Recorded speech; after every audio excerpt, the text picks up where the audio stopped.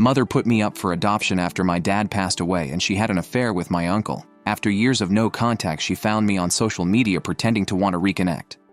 I am 17-year-old female, was recently contacted by my mother after 10 years of no contact. She put me up for adoption when I was 7 years old, and thankfully, I was able to find a family willing to take me in. For the sake of clarity while I'm narrating what happened, I'm going to be referring to my biological mother as Julia and my adoptive parents as Mom and Dad. Julia had me with my biological father when she was probably around 20 years old, and she had to drop out of college because of me. My biological father completed his education, and they got married right after he graduated. When I was around 3 years old, he was diagnosed with leukemia, and he passed away shortly after I turned 7. I guess the process for giving up my custody had already started long before my biological father passed away because my mother gave me away, and I moved in with my new family literally just one day after my dad passed away. I remember it as clearly as yesterday, even today, in spite of the fact that 10 years have passed since then, just because I was so upset and confused about what was going on. I remember being told by several people that I would be just fine, that my father was in a better place and stuff, but all I wanted to do was see how he was doing. He had been pretty sick, but he was always there whenever I wanted to see him. However, I wasn't allowed to even say goodbye to him after he passed away. I barely had time to register and process these things when my new family showed up the day after my dad's demise, and my mom told me that these people were going to take care of me for a couple of days. But days turned into weeks, then into months, and eventually years. I kept waiting for my mother to reach out to me, and I remember crying a lot about this initially because I thought that my mother and my family had abandoned me. A few weeks after my mom and dad took me in, my biological grandparents came to see me, and they have been in touch with me since then. Back then, I was too young to be told the truth, but when I was around 14, they could not evade my questions anymore. I just really wanted to know what had happened with my birth mother because I was well aware of the fact that I was adopted. I just wanted to know why all of this had happened since I distinctly remember getting along well with my birth parents when I was little. I found out the truth from my grandparents and my mom and dad eventually. Apparently, after my biological father's diagnosis with leukemia, my mother was devastated, but instead of being there for him, she started an affair with my uncle. That was horrifying in itself, but nobody even knew about it until 6 months before my dad's demise. Since his health had started worsening considerably at that point, my uncle and Julia did not think there was any point in hiding their affair anymore because she knew that she wanted to be with him. As soon as my father was out of the picture, she was getting together with him. Julia and my uncle told their parents about it, and my grandparents were obviously disgusted with what was going on, but for my sick dad's sake, they kept their mouths shut about it. I was too young to understand, and they did not want my father finding out about any of this because he was already going through a lot as it was. Around the same time that they came clean about the affair to my grandparents, my uncle and Julia also announced that they were not willing to raise me and were considering putting me up for adoption. There was a lot of hue and cry about it, but Julia was pretty firm about what she wanted. Apparently, she said that she had been much too young when she had me and she didn't even want to be a mother. She did not feel ready at the time, and it was only because of her parents' insistence that she had me and got married to my father. Had her parents not pressured her, she probably wouldn't have done either of those things, and her life would have been very different. So now that my father was going to be out of the picture, she did not want me either, and she was going to put me up for adoption. It was obvious that they could not send me away as long as my father was alive, so they waited until he passed away, and after that, they allowed my mom and dad to finally take me in. Even my adoptive parents were very shocked by my situation, but they really just wanted to adopt a child and complete their family since they had been struggling to conceive for a second time after their first pregnancy, and it was too risky for my mom anyway. I know that my parents probably wanted to adopt a much younger kid, but they told me that they hadn't heard about me from any adoption agency. It was actually one of my mom's cousins who told her about my situation since she used to be friends with Julia back then. As soon as they heard about me, they knew that they had to get me out. They didn't even care about my age and spoke to my mother in person without any agencies involved. My mother agreed to let them adopt me because even she was struggling to find someone who was willing to adopt a 7-year-old kid through the agency. They spoke to Julia 4 months before my dad passed away, and a couple of weeks before his death, everything had been finalized. Even my mom and dad had believed that after my father passed away, I would probably be staying with Julia for a couple of days at least, but she sent me away literally the next day. After I found out about the truth of the situation, I was really glad that Julia had decided to put me up for adoption, and I had been lucky enough to find such wonderful parents because people mostly go for younger kids when they are adopting. I found a really wonderful family. I love my mom and dad and my older brother, and I couldn't be happier. I also have literally 4 sets of grandparents, so you can imagine how spoiled I've been right from my childhood. Nobody kept in touch with my uncle or Julia after my dad passed away, and they were not even there for his funeral, which had been organized by my grandparents. I was there because it was a very somber situation, and I was already going through a very confusing phase, so they thought it would be better for me to settle into my new life. After finding out the truth about why I'd been put up for adoption and why Julia did not remain a part of my life, I had thought that I would feel unwanted or at least a little upset about it, but I mostly just felt relieved that I did not end up spending life with my biological mother and found my way to people who actually wanted me. I'm 17 now, starting college in a couple of months, and I barely even think about Julia or my uncle or what they have been up to. But for the past couple of days, I haven't been able to stop thinking about them because she reached out to me on Instagram to ask me if I would be willing to meet with her and mend things. I have a public account, and it's obviously not difficult to find me, but I couldn't understand why she was reaching out to me after so many years. So before I agreed to anything, I decided to ask her why she wanted to mend things with me all of a sudden.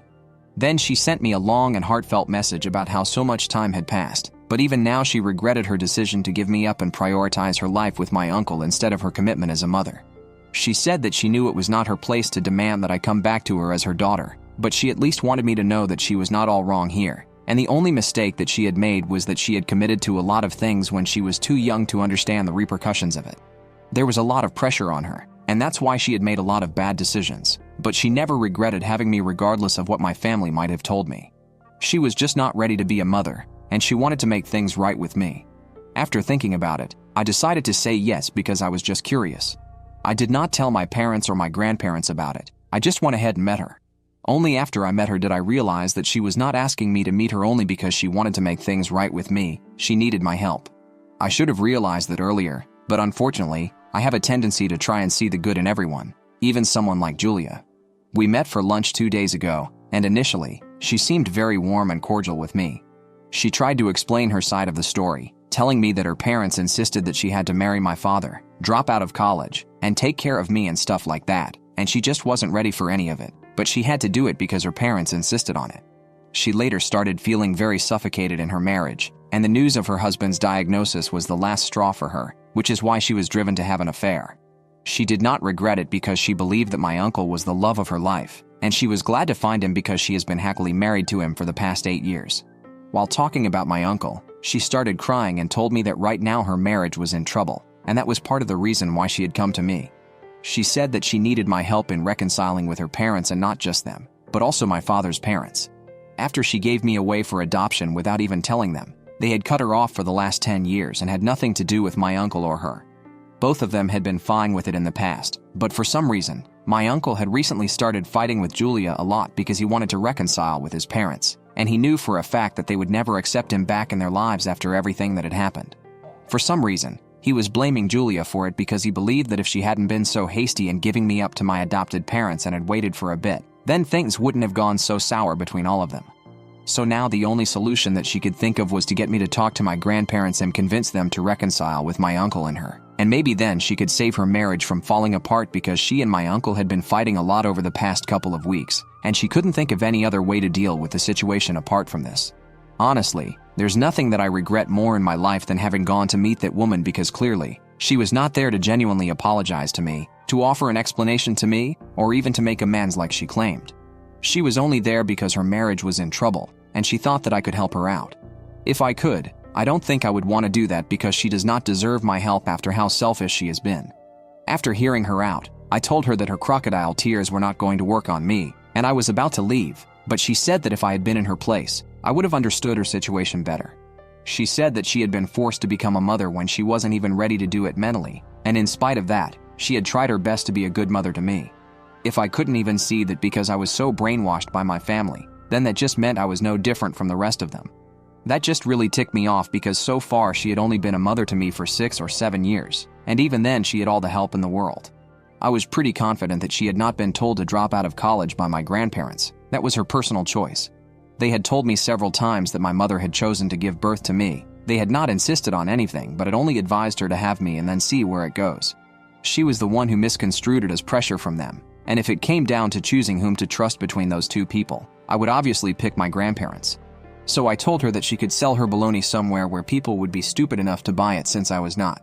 I told her I did not believe a word of what she was saying, even though I'd been willing to give her a chance to be honest and make amends with me like she said she wanted to, but she had cheapened her apology by trying to get me to fix her relationship without even trying to do it herself first.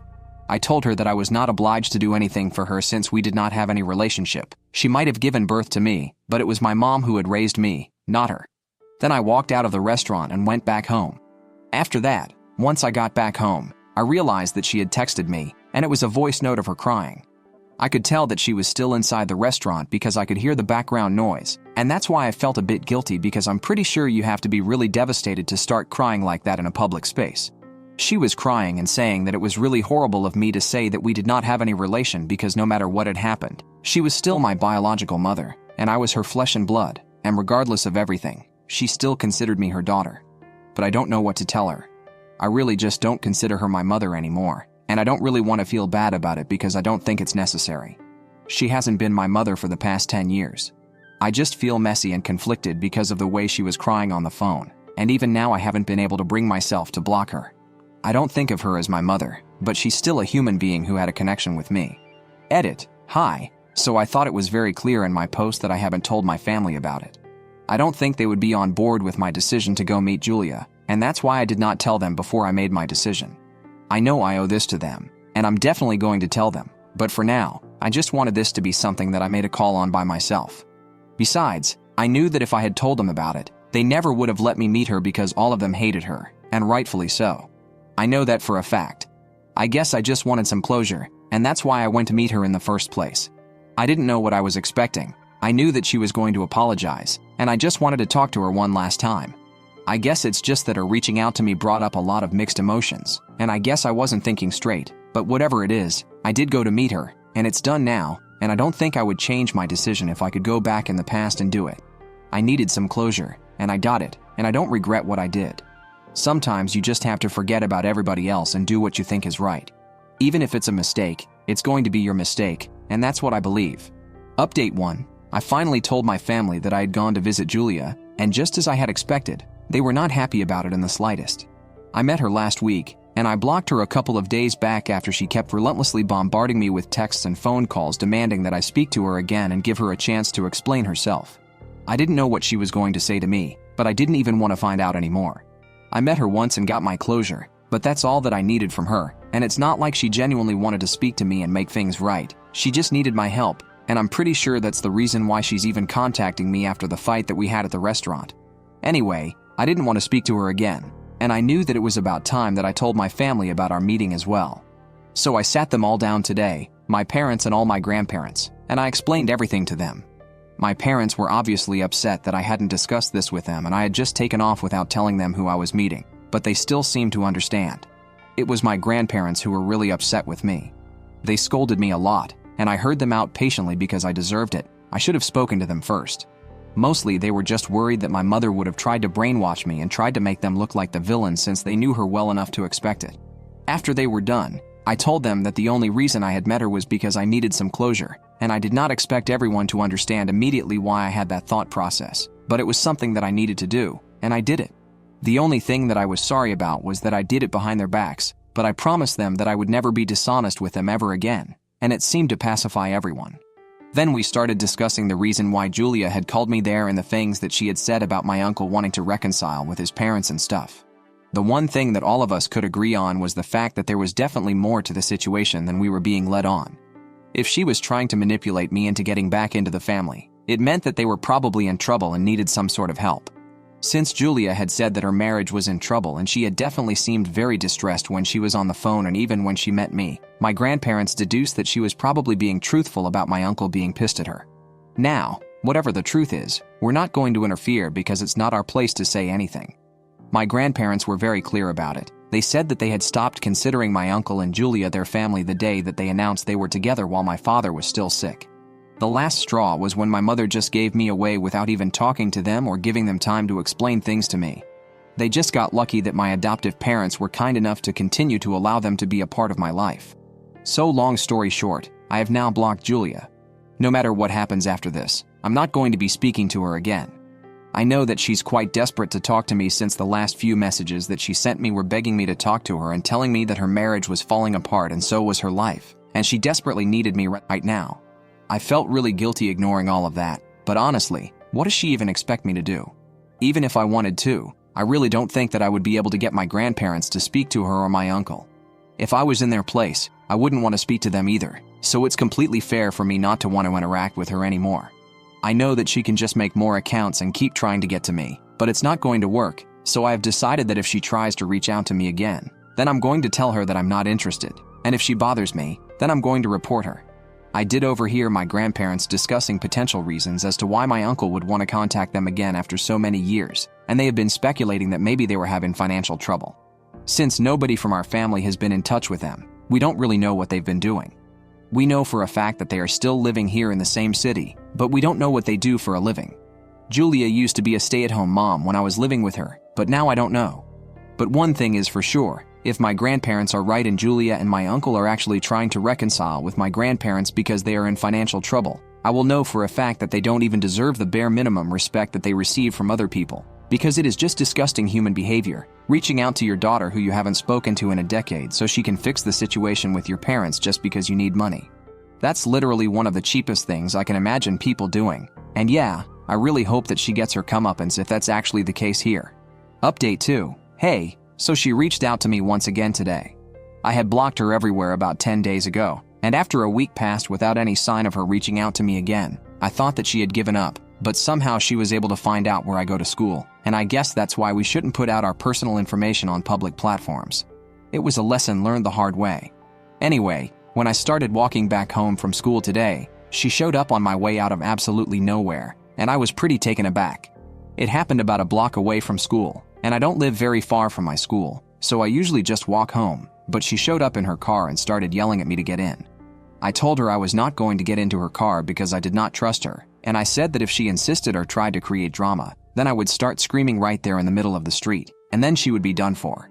She just told me she was not here to fight with me or bother me, she just wanted to talk to me, and she did not even care if I was not going to help her to reconcile with her parents.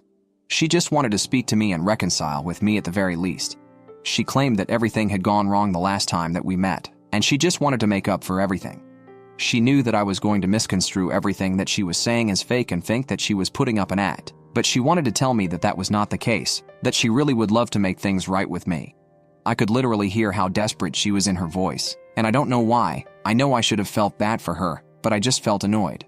So I told her to leave me alone. I did not want anything to do with her, and that's when her true colors started showing again.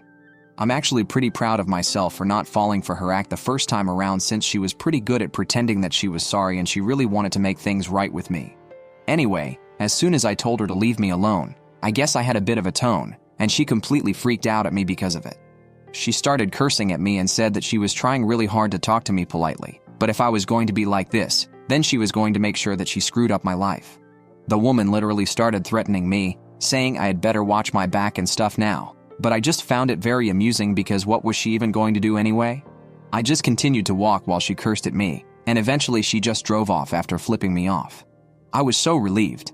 Once I got back home, I told my parents about it, and once again everyone gathered around to discuss what was going to be done. Since she has threatened me, we have grounds for a restraining order, so we are guessing that we are probably going to go that way, and I don't have an issue with it. I would actually prefer that so that she cannot bother me again and again.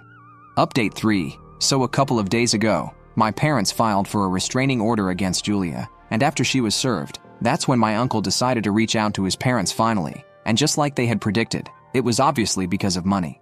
They had been running a confectionery together for the past couple of years, but it has not been doing well for the last few years, so they were in desperate need of money. They knew that if they reached out to their parents directly, it would not work, and that's why they came up with this whole act. But unfortunately, Julia lost patience with me, and it screwed everything up for them. So who knows, they might even get divorced because of this, and I'll be the happiest person if that happens. My uncle is still trying to suck up to his parents, trying to get them to give him some money and keep saying that he has nothing to do with the way Julia behaved with me, but as their only son, he deserves to get some help from them. Julia, on the other hand, is taking a very strange approach and has decided to be as nasty as she possibly can to her parents and me, and has been talking crap about us online without any fear of the consequences. All that's doing is making our case stronger, so I hope she continues. We are pretty positive that we are going to be able to get the restraining order against her because it's pretty obvious that she is unhinged now. I don't even know why she's fighting it because the other day she made it pretty clear that she wants nothing to do with me anyway.